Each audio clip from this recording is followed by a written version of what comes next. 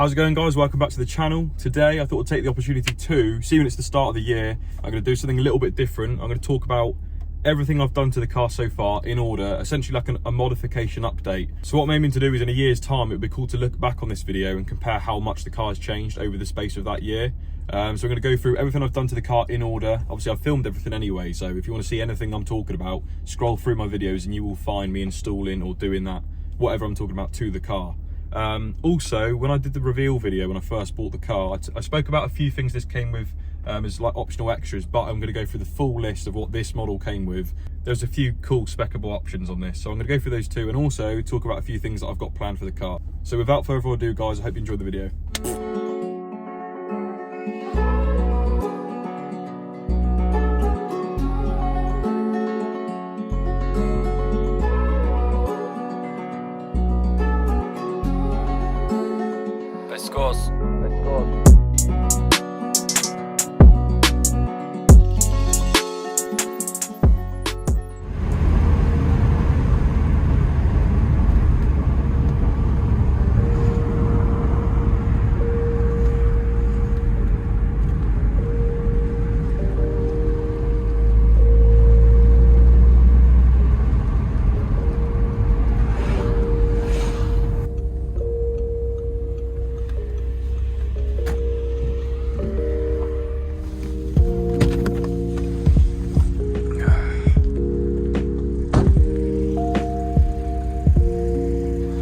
So this, boys and girls, for all the locals that know me and know this area, obviously know this is Hell's Mouth.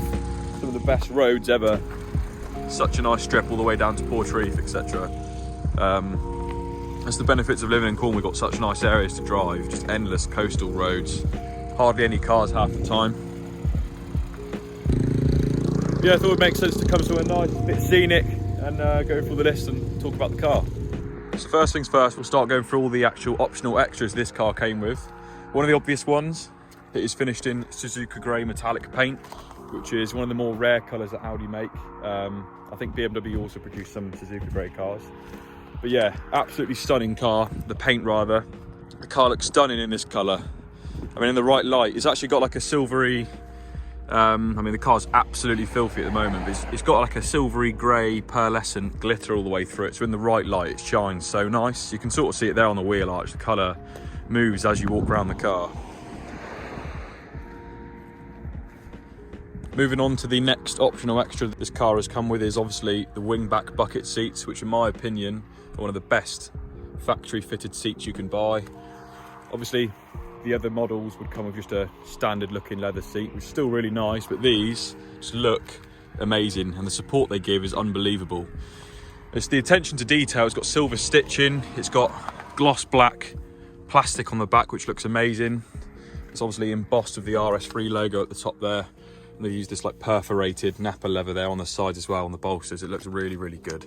These are heated, but also the other seats come heated as well. If it didn't come with the wingbacks, I probably wouldn't have bought it at all. I just wanted to wait for the right one to pop up, and I'm so glad I did, because these are sick. Moving on to the next speccable option, for me, another massive one. I wasn't going to buy it unless it came with the Bose loudspeaker system, which actually sounds sick. For a 2012 car, the Bose speakers that they use in this are really, really good. Don't compare, they're not quite as crisp and as sharp as the B&Os in the new S3s and RS3s, but it sounds absolutely amazing. For me, sound's a really important thing. I'm really into my music. If it didn't come with the upgraded sound system, I wasn't going to buy it. Again, I was going to wait for the right one. And again, I'm glad I did. I often install subwoofers into the boot of my cars anyway, but because this has got the Bose system built in from factory, it comes with a factory fitted Bose subwoofer in the boot, so that's ideal. Again, excuse the filthy car, but this car's also got the interior light package as an optional extra. So I've got lights in both footwells. I don't know if this is part of the package, but it's also got, if you can see it there, it's daylight, so it's not very easy to see. I've got red lights on the insides of all the door handles, which is pretty smart. This I wasn't even too fussed about, and I wasn't even aware of until I bought the car, but I suppose it's just a bonus.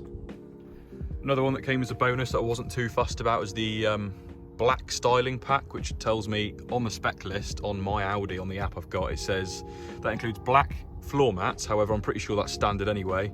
Black roof lining. Of course, the piano black door trims there on the door cards.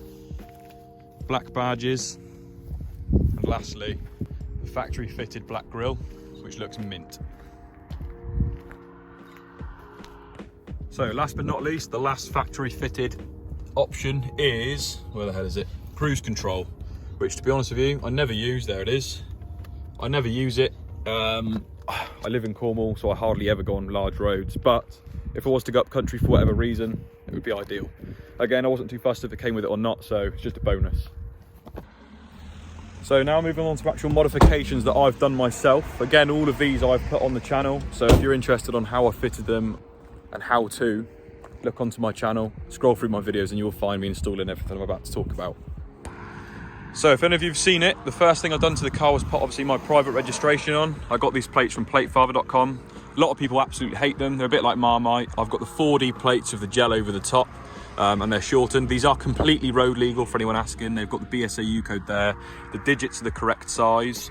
For anyone who doesn't know, the yellow part of the plate itself typically would go here on a standard plate.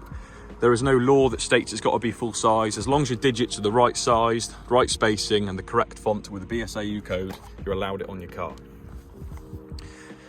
I've had people in the comments before saying, how do you get away with having show plates? They're not show plates, so shove that theory right up your rectum.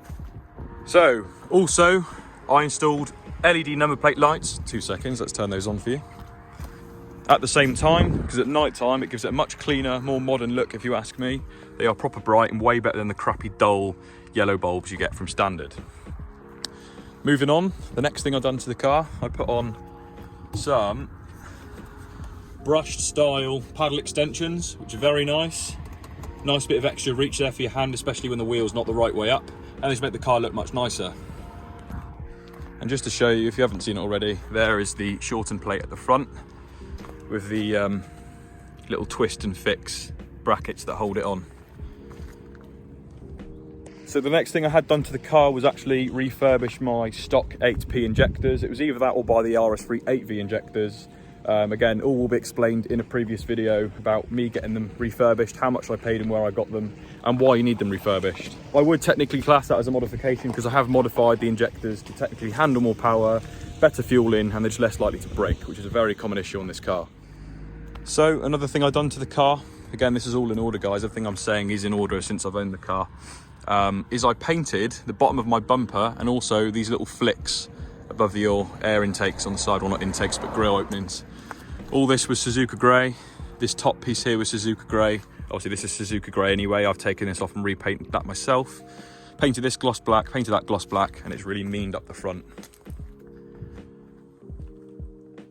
So shortly after that, the next thing I did was put wheel spacers on the car. I got these from Awesome GTI. They're made by Ford, so obviously a very, very good company. When it comes to stuff like spacers, I often try to get a better brand. I know metal is just metal, but the last thing you want to do is buy some crap replicas and they crack or something, I don't know. I'd sooner pay the extra bit of money, you know, they're like a more reliable company, let's just say, especially when it's something like wheels. The last thing I want is my wheels falling off. So I've got 11mm spacers on the front and I've got 8mm on the rear. So just to show you, the 8mm on the rear, bring it near as damn it out to the arches. The reason I went for 8s on the rear is because I've been told with 11s and lowered, you sometimes get a bit of rubbing. So just to prevent that from happening at all, I got 8s on the rear and I put 11s on the front, and it's absolutely perfect. So next on my list is Team Hecko wind deflectors. At the minute they're only on the front. So the reason I've taken them off the back is because I was going down the bypass one day and my windows were down and they actually flew off. Luckily they went inside the car. So just to be on the safe side, I took them off and left them on the front for the minute. Also on the wheels, I've got Pilot Sport 4S's all round. Not as such a modification, but definitely a massive part of the car that transforms how it performs. That rhymed. I will say now, if you don't have Michelin Pilot Sport 4S's on the car, get them because they're absolutely insane. The way this thing sticks to the road is unbelievable. Even on a stock suspension setup, it's unbelievable. You can really push it round corners, round roundabouts, and this thing will stick like crazy. So shortly after that, I went about installing a Maxton Designs front splitter, which in my opinion completely transforms the car. If I shut the bonnet, really means up the front end, and yeah, it just looks really evil. Again guys, all of my installs are on my channel, so check them out and you will see me fitting this and explaining how to do so. It was a little bit of a bitch to do, to be honest with you. There's a small fin under here, the small Tezuka trim that's been sandwiched in between the two black bits. It was a proper pain in the ass to fit, but again, all explained in my video. So moving on to a bit of a controversial one. This was installed for a day or two and I took it off straight after, and that was the GFB DV Plus diverter valve. Initially it felt pretty good, probably again just placebo. It felt pretty nice. It felt like it was acting on boost faster or responding to my throttle response a bit better, but something just didn't feel quite right. And then after hearing loads of reviews from other owners and tuners saying take it off, they don't always work as they should. Saying that though, I had loads of people saying it's brilliant, they've had it for years, but I did take it off. I couldn't be bothered for issues in the long run. However, I really do want to try the Turbo Smart diverter valve. Everyone says that's one of the best ones you can get. There's also the Forged High Capacity Elbow, I believe it's called, which is more of a dump valve. I think in fact it's a dual port. You can select either blow off or diverter valve. But yeah, for the minute it's just stock. I did take that off, but it's something I did try. Again, me installing it and taking it off with all my reasons is on the channel.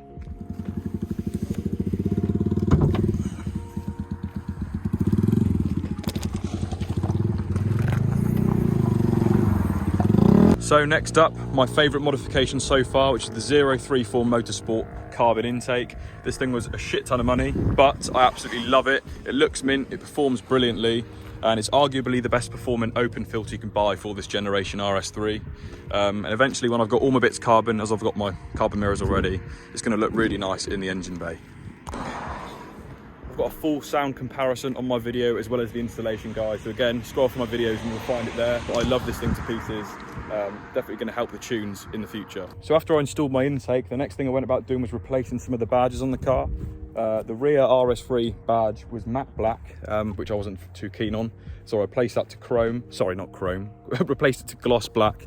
They also replaced the black Audi rings on the back as well, just to freshen them up because they did look a bit tired. So it just gave it a little bit of a fresher look. Again, the car's absolutely hanging, so it doesn't really do it any justice.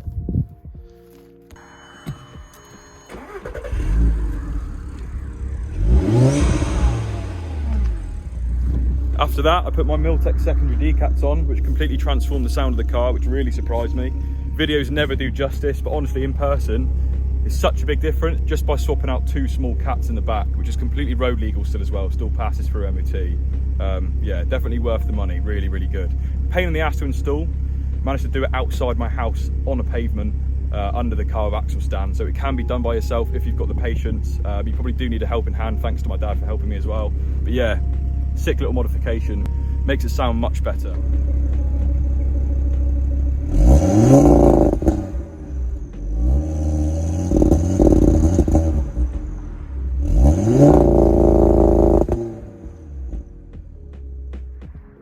So after I've done the decats, I moved on to something interior, and I bought the Audi S3 RS3 8V interior air vents, which look sick. Really transform the inside of the car, much better than the dated horizontal slats that the 8P comes with.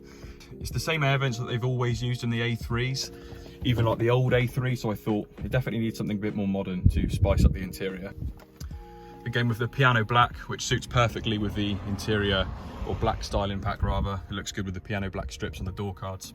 These are fully functioning, and they produce still a good amount of power in terms of air pressure, because loads of people say that it's crap afterwards, but I completely disagree with everybody who says that. If you get the pre-facelift air vents, they still perform as they should. So moving on to the last two more recent modifications I've done. A massive shout out to my good mate Ben Davey. You actually got me these for Christmas and they are sick. And that is my carbon fibre wing mirrors. These are real carbon fibre, and he also bought me the sweeping dynamic LED indicators to suit. They look mint. I personally wasn't too much of a fan of the silver OEM mirrors. I wanted something a bit better, either gloss black or carbon. Carbon obviously being the better option in my opinion. And the indicators just again modernise the 8P a lot more, rather than just a flashing yellow. So that is where we're up to, guys, in 2022, start of the year, how my car is currently sitting with all its modifications. And obviously I've given you the full spec list there as well, how it came from factory. So it'd be cool in a year's time to possibly do the same thing and compare what I've done differently. I've got loads planned for the car. As I said, I want to try out that Turbo Smart reset valve. I'm also thinking about getting my resonators taken out by a local fabricator, as that's going to make the most of the stock system and get the best sound out of it until I eventually go a full aftermarket system, which I definitely want to do in the future. I also want to get this stage 1 tuned. I'm thinking about getting a few bits done just before I do, such as like the R8 coil packs, just so it doesn't have any issues when tuning. Also thinking about getting the DSG breather kit from the turbo unit. There's shitloads I want to do. There's so much stuff, but at the minute I'm so close to paying the car off. Obviously I've been set back by having to buy my new headlight and stuff. Obviously that will be fitted soon. But yeah, installation video soon for the headlight, guys. I'm going to wrap up the video there. I've spoken through everything I've done to the car so far. I deliberately bought a stock car so I could do, I'm going to get low just because I can't be bothered to stand in the wind. Yeah, I wanted to buy a completely stock car so I could do everything myself and video it and bring you along for the journey. But yeah, without further ado, guys, I'm going to wrap the video up there.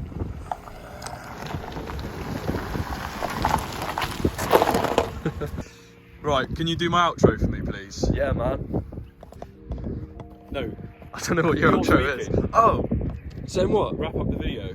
What would you do if it was your YouTube channel? Yeah, that's it for today, folks. Thanks for Watching. watching. Please subscribe. Peace. And love. Sound. Unity. Cheers, mate.